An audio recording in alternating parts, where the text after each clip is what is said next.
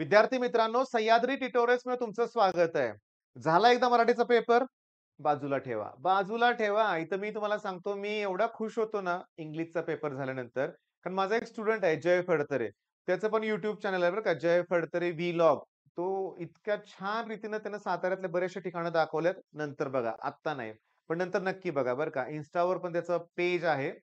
एक नंबर बरं का. बरं. त्याचा मेसेज काय आला सर, पेपर छान झाला सर, मी बाजूला ठेवलंय. आता मी फिजिक्स स्टार्ट केलंय. मी म्हणलं असंच पाहिजे, एक नंबर. म्हणजे काय? झाला रे पेपर, ठेवा बाजूला. काय काळजी करायची नाही. तो काय आता तुमची उत्तरपत्रिका बदलणार आहे का? नाही. मग कशाला विचार करताय? बाजूला ठेवा, मन शांत ठेवा, फिजिक्सचा अभ्यास करा. बरं ही स्ट्रॅटेजी तुम्हाला सुद्धा फॉलो करायची आहे. का नाही करणार? करायची आहे. हा पेपर झालेला आहे, बाजूला ठेवा.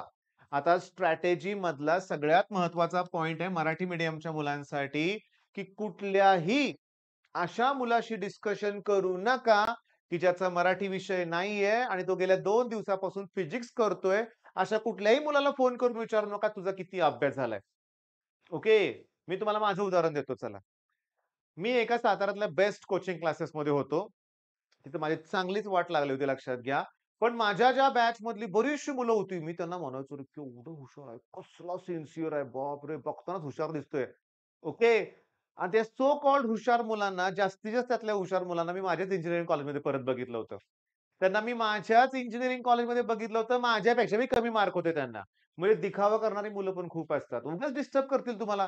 काही नमुने तुम्हाला असे पण म्हणतील, की एक रिव्हिजन झालेली आहे माझी, मी दुसरी रिव्हिजन स्टार्ट करणार आहे. अरे त्याचा एकदा बी झाला नसतोय अभ्यास, कुठली रिव्हिजन? तेव्हा महत्वाचं काय, की तुम्ही डिस्टर्ब होऊ नका. तुम्ही डिस्टर्ब होऊ नका. तुम्ही शांत राहावा. काही आपलं नुकसान झालेलं नाहीये. आता स्टडी करणार आहे आपण. आता सुरुवात करणार आहे. ओके. बरं कितीतरी मुलं अशांतच होती, की "सर थोडं मी मराठी राहू दे बाजूला, मी जरा फिजिक्स घेऊ का? पूर्ण मी मागे पडेन." ए कोण तू मागे पडलेला नाही, काही नाही. पण महत्वाचं काय तुझ्याकडे दिवस किती आहेत हे लक्षात घे पहिल्यांदा. ओके. इतरांपेक्षा 1-2 दिवस कमी मिळालेत आपल्याला. बरोबर आहे? मग महत्वाचं काय आहे मी सांगतो, लक्ष द्या. आता काय आहे गंमत ह्याच्यातली, की तुम्हाला त्यांची स्ट्रॅटेजी फॉलो करायची आहे, की तुम्हाला ईझी टॉपिक अगोदर संपवायचे आहेत. पहिला टॉपिक असतो माझा नेहमी मॅग्नेटिक मटेरियल.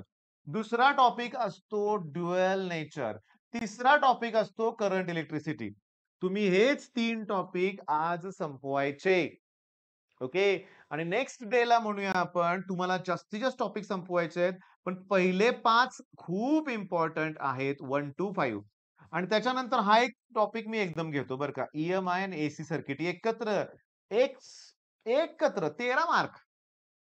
13 मार्क लक्षात घ्या. ई-एम-आय आणि एसी सर्किट एकत्र किती मार्क? 13. आणि हेच ई-एम-आय आणि एसी सर्किट इंजिनिअरिंगला परत आहे लक्षात घ्या. बेसिक इलेक्ट्रिकल इंजिनिअरिंगमध्ये तुम्हाला सांगतो हे 13 मार्क. 1 ते 5 टॉपिकचे 33 मार्क. ह्या 3 टॉपिकचे 16 मार्क. जरा करा काउंट चला. 16, 13 आणि हे 33 हे तर 2, 3, 6 झालं 62 70 मार्काचा पेपर अटेम्प्ट करायचा आहे. आणि 1, 2 7, 10 टॉपिकमध्येच तेवढं अटेम्प्ट होतंय. अजून 6 टॉपिक राहिलेत आपले. कुठले राहिलेत मला सांगा बघू? तो wave motion, superposition of waves जे आहे त्याच्यात म्हणूया आपण हे टॉपिक तुमचे राहतात. वेव्ह ऑप्टिक्स म्हणूया आपण ठीक आहे. Magnetic effect of electric current. अरे पण मी तुम्हाला एटॉमिक स्ट्रक्चर करायला लावणार आहे. सेमीकंडक्टर आपण करणार आहे टॉपिक. मग काय? सगळा पेपर तुमचा व्यवस्थित छान अटेम्प्ट होणार आहे बरं का लक्षात घ्या. सगळा छान अटेम्प्ट होणार आहे. पण माझं सजेशन काय राहील तुम्हाला बघा, मी नीट लक्ष द्या, की तुम्हाला एक माझा प्रश्न आहे, मराठी ज्यांचा सब्जेक्ट देऊन तुम्ही निवांत घरी आलाय ना, माझा तुम्हाला एक सल्ला आहे. हे सगळे टॉपिक करत असताना, जे डेरिव्हेशन्स तुम्हाला परफेक्टली येतायत, जे तुम्हाला माहिती आहेत, त्यांचीच रिव्हिजन करा. जे राहिलंय ते आता करत बसायचं नाहीये. ती वेळ नाही आता लक्षात घ्या. तुम्हाला तुमचं टार्गेट काय ठेवायचं आहे, ह्या सगळ्या टॉपिकमध्ये ओके, मी एक काम करतो रे चला, की माझ्याकडं मी तुम्हाला सांगतो काल पण मी पेपर बघितला होता. आज पण मी तुम्हाला सांगतो लक्षात घ्या. मी सकाळी पण एक पेपर डिस्कस केला होता बरं का. माझ्याकडे आहे पेपर. आपण फक्त काय करूया, की डेफिनेशन किती मार्काला येतात ते बघूया बरं का. लक्षात घ्या. बघा डेफिनेशन, डायग्राम, डिस्टिंग्विश असले प्रश्न किती मार्काला येतात ते बघूया आपण.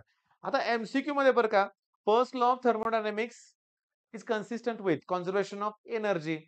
ओके. त्याच्यानंतर तुम्हाला सांगतो मीन फ्री पाथचा फॉर्म्युला विचारलाय तो नाही का रूट 2 पाय डी स्क्वेअर. के-टी-जीमध्ये फॉर्म्युला पहिलं का दुसरं न्यूमेरिकल आहे. y equals to a plus b आहे. हे लॉजिक गेट कुठला आहे? ऑर गेट आहे. तर त्याच्यावरती कॉम्प्लिमेंट असेल तर ते नॉर गेट होईल, लक्षात घ्या. Property which does not change. Frequency कधी चेंज होत नाही. यार कसल्या सोप्या एमसीक्यूज आहेत. बरं, आता व्हीएसए मध्ये पण तुम्हाला सांगतो सोपंच आहे सगळं. सेक्शन बी मध्ये पण डेफिनेशन आहेत, डिस्टिंग्विशन आहे, free and force vibration definition आहे, डिस्टिंग्विशन आहे, लॉ आहे, बोर्स ॲटॉमिक मॉडेलचे पोस्टुलेट आहेत, मॅग्नेटायझेशनची डेफिनेशन आहे. यार खूप सोपा पेपर आहे रे. खूप सोपा आहे. तेच प्रश्न आहेत आणि हा पेपर जुलै 2023 चा आहे. अरे एवढे टॉपिक्स केले ना तरी पास झाला असं कंडिशन आहे. सिरियसली.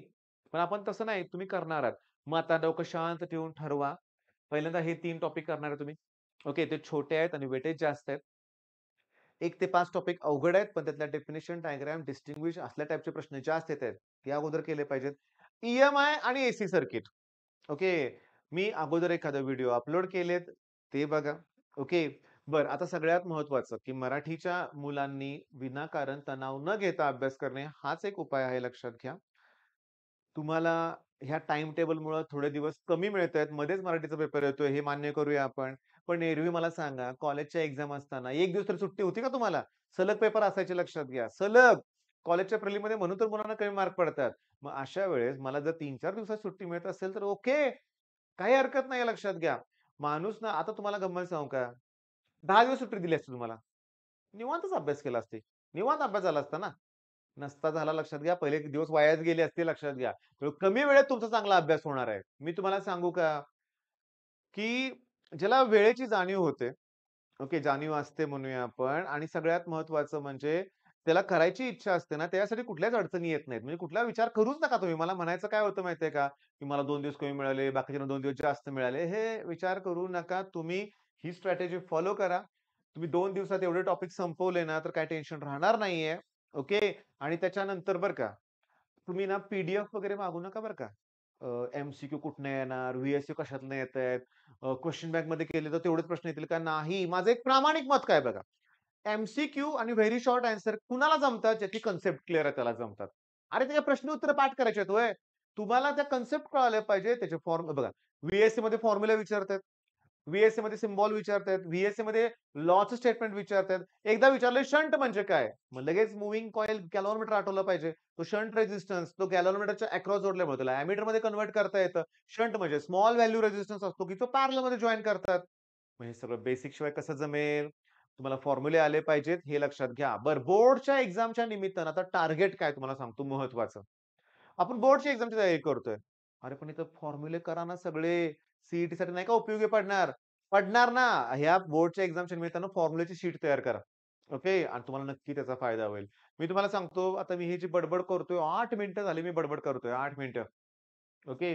माझं एकच काम आहे. तुम्हाला कॉन्फिडन्स देणं.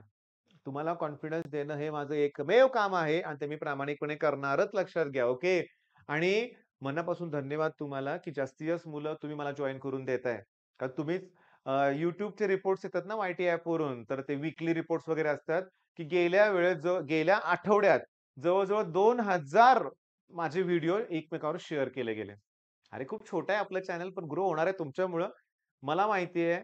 अजून नाहीये, खूप मोठा टप्पा काढायचा आहे. Success is not a destination, it's a journey. नाही मला इंग्लिश जमत, पण बोललो ते बरोबर बोललोय कदाचित बरं का. म्हणजे काय मला म्हणायचं समजावून सांगतो, की एखाद्या माणसाला कधीच आपण हां, त्याला यश मिळालंय असं म्हणू शकत नाही बाळांनो. तो एक प्रवास असतो, लक्षात घ्या. तुम्हाला आयुष्यभर खडतर प्रयत्न करायचे आहेत.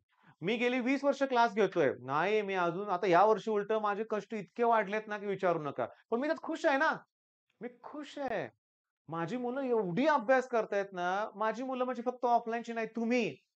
काल एक कॉमेंट होतं बरं का, की रिप्लायमध्ये कॉमेंट बॉक्समध्ये फुल्ली पॉझिटिव्ह कॉमेंट्स आहेत, असं त्या मुलानं लिहिलं होतं बरं का. म्हणजे मुलांचे पॉझिटिव्ह कॉमेंट बघून तो भारावून गेला होता. मी तुम्हाला सांगू का? मिळालं. सगळं मिळालं, लक्षात घ्या. आणि तुम्हीच ना मला ग्रो करून देणार आहे बरं का. तुम्हीच. ओके. आणि तुमच्यासाठी मी आहे. त्यामुळे मला काय सांगायचं तुमच्या लक्षात आलेलं आहे, की तणावविरहित तुमची रेस्ट झाली ना प्रॉपर, नसेल तर एक अर्धा तास झोपा पुन्हा.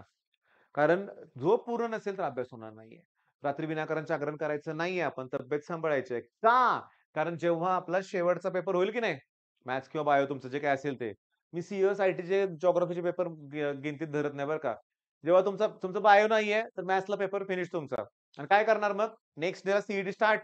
3 तारखेला सुट्टी घ्या, 4 तारखेला सुरुवात केलीच पाहिजे. मग त्यावेळेस आत्ताचा अभ्यास उपयोगी नाही का पडणार? पडणारच ना. वेळ जरा कमी आहे सीईटीसाठी पण करणार आहे आपण सगळं. ठीक आहे मग चला. All the best. धन्यवाद.